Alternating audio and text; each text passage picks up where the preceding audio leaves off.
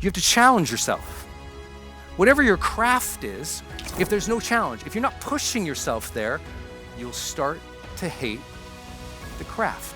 You find your joy and your activation in every situation, and now the scenes aren't so scary. That's what makes a great CEO, a great leader.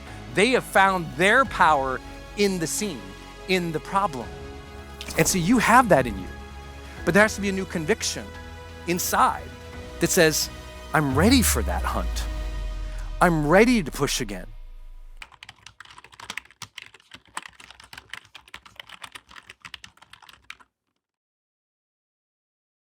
The reason most of these successful people I work with who don't feel alive anymore is because they built their whole life to have comfort and freedom.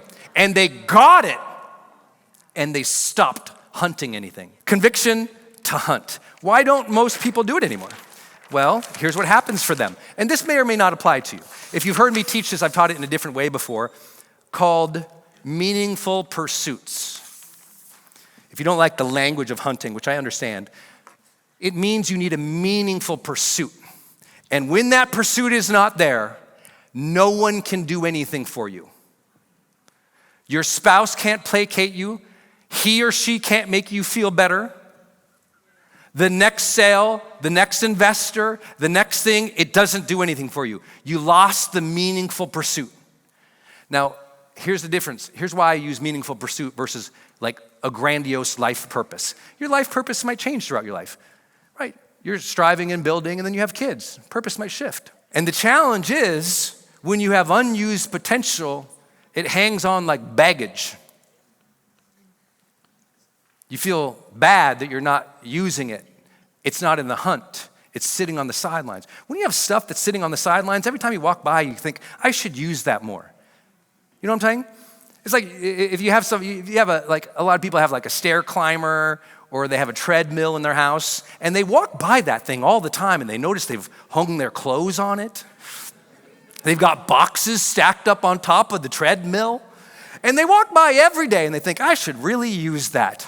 And they kind of feel a little less than because they didn't use it. That's you and your potential. If you are not activating your potential, you are degrading your psyche. Your psyche just kind of goes a little crazy, kind of like when you walk by that treadmill, because here's what happens. Tell me if this is true or not. Those people who walk by their unused treadmill in the house,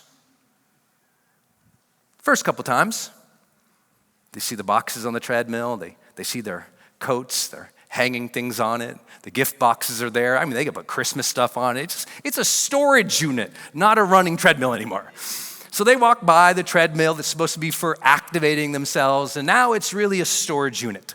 And they walk by the thing, and the first couple of times, there's still like self-agency there. They're like, you know what? I should use that more. I should use that more. I should use that more. But a couple months go by, I should use that more. I should use more. A couple more months, I should use that more. And then one day, they don't know, but then they say, I hate that thing. Oh. I hate that thing. Well, remember the treadmill, the unused treadmill is like your unused potential. You don't activate the thing, you end up hating the thing. Now we're into some coaching. When you don't activate the thing, it's why my friends and the people in these positions who I coach, they cannot understand after all the achievement why they have found all this success and suddenly they're miserable. It is a massive mystery to them. Massive. They're like, I don't understand why I don't feel like enough. I don't understand why I hate myself, Brendon. And then they go on this grand search looking for what it is. And I go, you're not committed to any hunt. Your potential is not being activated in any way. And so just like the treadmill, you hate the treadmill. Well, your potential, you say, I need to activate that more. I need to use that more. I'm capable. I could become more. I can achieve great dreams. I can help people. I can make a difference. I could serve the world. And then one day you don't do any of that. And your brain goes, I hate myself. And that's when I usually get brought in. And they don't recognize what's happened is they didn't activate. They must activate. And I'm using a different language here. Commit to the hunt. A meaningful pursuit is what most people need. That's why we say people need purpose or they need meaning. I like meaningful pursuit because you have to be in that hunt. You have to challenge yourself. Whatever your craft is, if there's no challenge, if you're not pushing yourself there, you'll start to hate the craft. I worked with this lady recently. She brought me in. She has a 13-year-old who was a, what do you call them when they're brilliant in music early? What's that called? Prodigy. Thank you. Big word for Montanans. We ain't got none of them up there. Okay. So this is a prodigy. And she was a violinist. And so I was already working with the parents. And she says, we're having this weird thing with our daughter. She's not playing the violin anymore.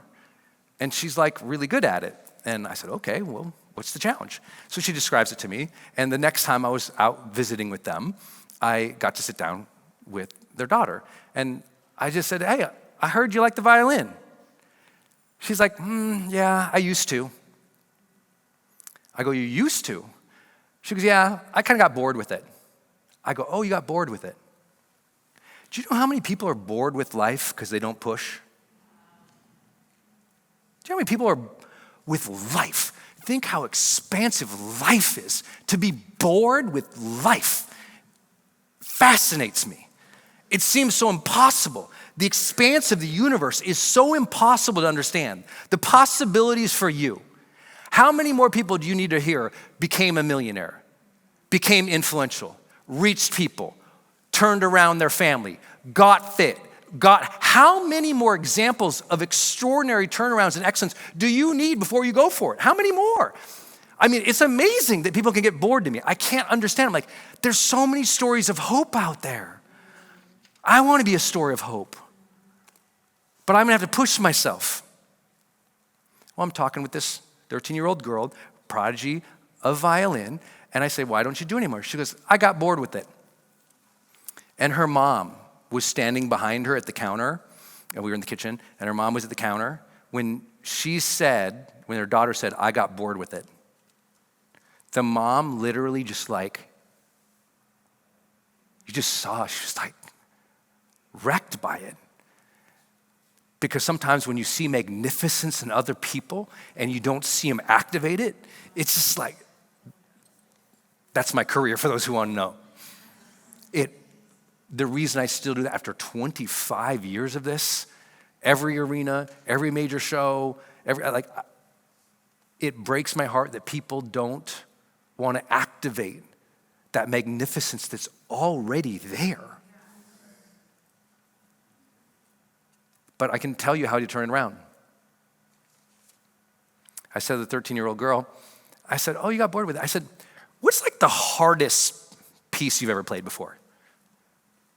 She's like, the hardest one? And she mentioned, some kind of music we don't listen to in Montana. She didn't say Metallica, let's just say that. Okay. She said some, Bach or these fancy people. And, real music. And she said, well, this one. I said, interesting. I said, do you still own your violin? She goes, I have many of them. I said, do me a favor. Go get your best one. But before you come back here, I want you to come back and play for me. But before you come back, and as you go to play, I want you to play it at 1.5 speed for me. She's like, what? I said, I want you to come back and play that song at 1.5. Now, I don't know what that means, just so you know. I just have I listen to podcasts, and when I listen to Erwin, I press the button that says 1.5. Does everyone know what I'm saying? Okay. I don't know what that's called in real music. Tempo, beat, I don't know. Okay, you saw me dancing. Ain't much rhythm up in there. So I said, okay. So she looked at me, this little girl looked at me and goes, she shot out of the chair, marched away. Her mom's like, what's going on?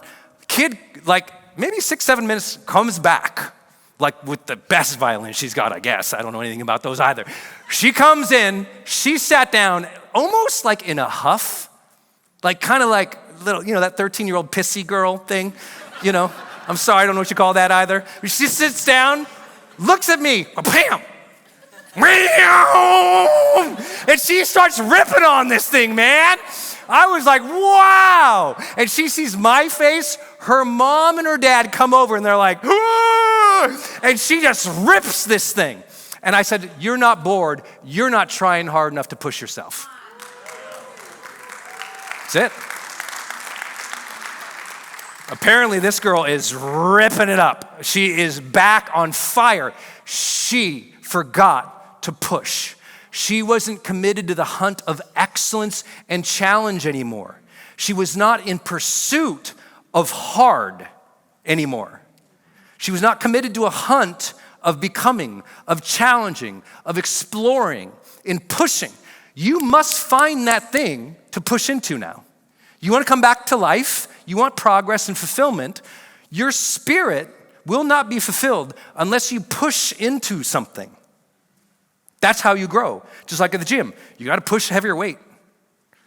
You got to push the heavier weights.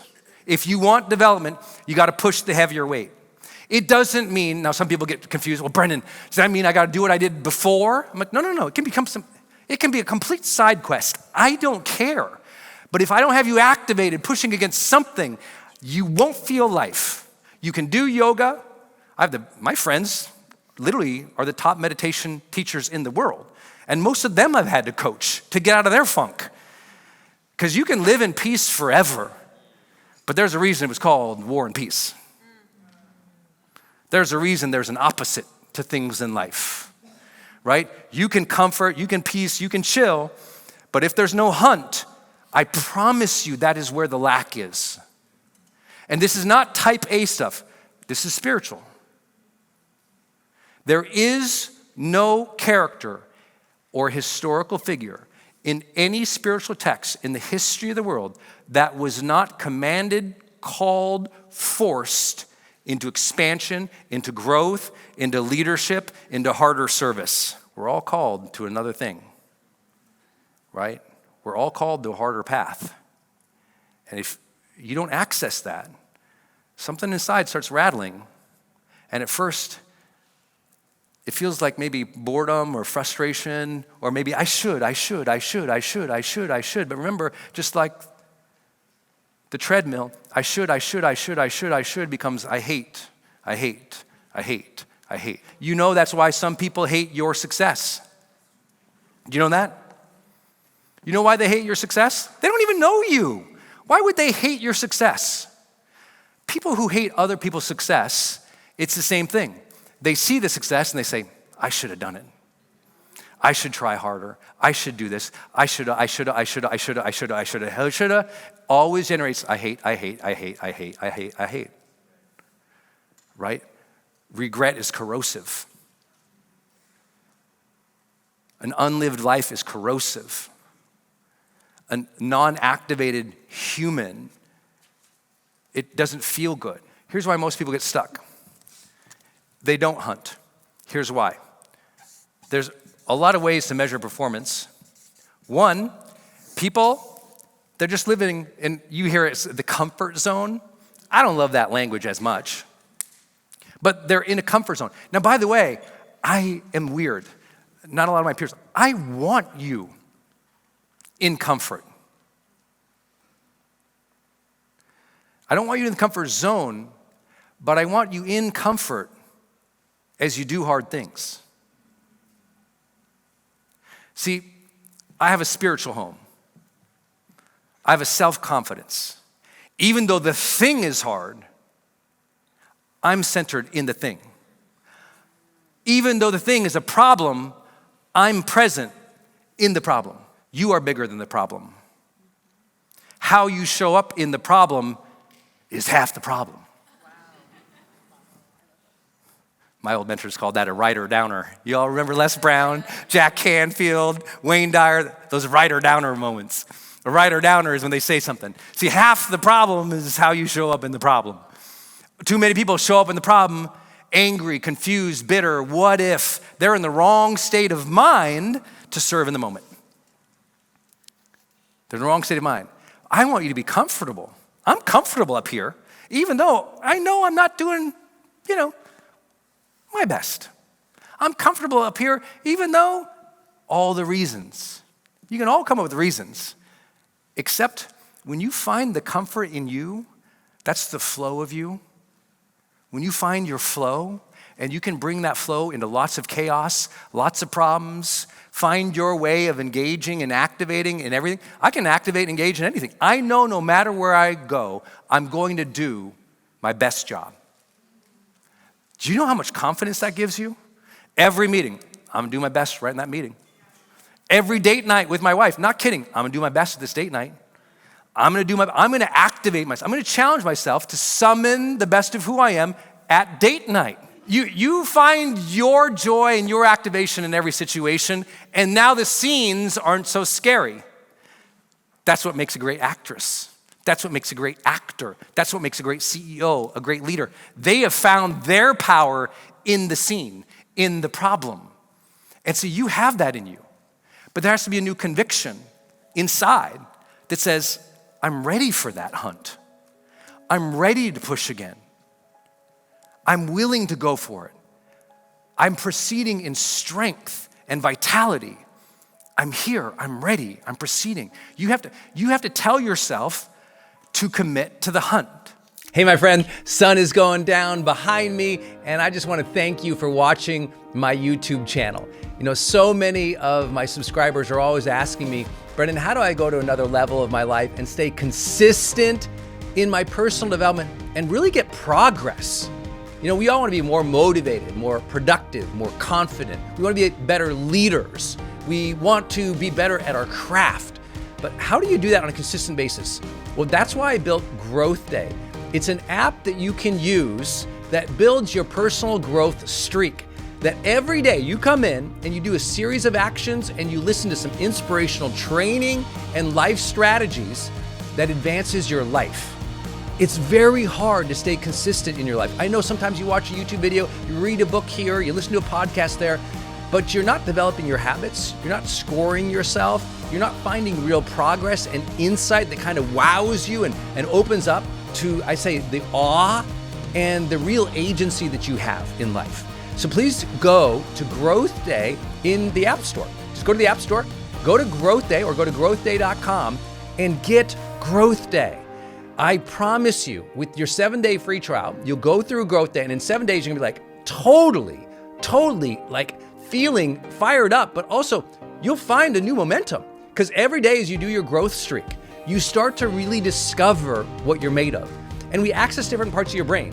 You're listening to something inspirational, you're doing a checklist or doing a journal prompt that blows your mind, you're scoring your habits and reflecting on your day in ways you've never done before. We're basically taking all of personal development and putting it into a streak that you'll get totally addicted to. You'll be addicted to that progress, that growth, that joy and energy that you deserve to feel every day. Go to growthday.com or go to the App Store and just download the GrowthDay app. Start your 7-day free trial and let's level you up. Every day is a great day to grow, but you have to stay consistent to get real progress and to really change your life. Go to growthday.com or go to the App Store and get the GrowthDay app right now.